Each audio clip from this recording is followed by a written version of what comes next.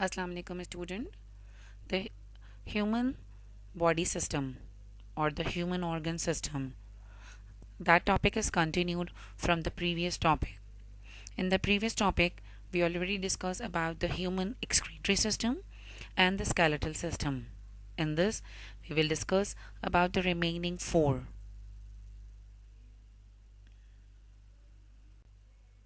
Human circulatory system.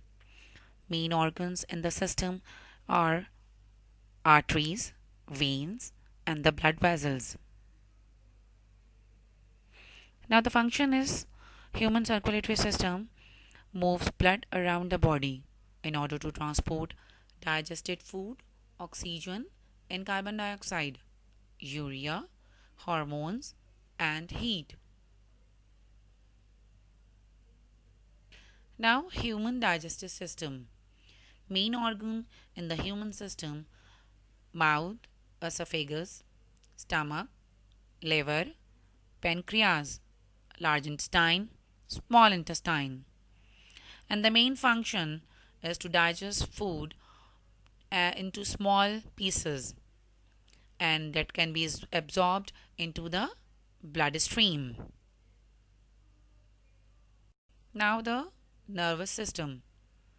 The main organ, nervous system, the brain and the spinal cord. The nervous system controls many of the body activities. Now the human respiratory system. The organs involved: nasal cavity, pharynx, trachea, and bronchi. The respiratory system puts oxygen into the blood and removes carbon dioxide and water vapors. Now student, the other symptoms in the other systems in the human body include the muscular system, the endocrine system, and the reproductive system.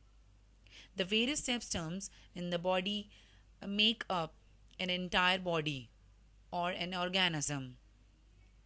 Now students, this is all about the human organ system, in which the human body have different systems that are combined to form an organism.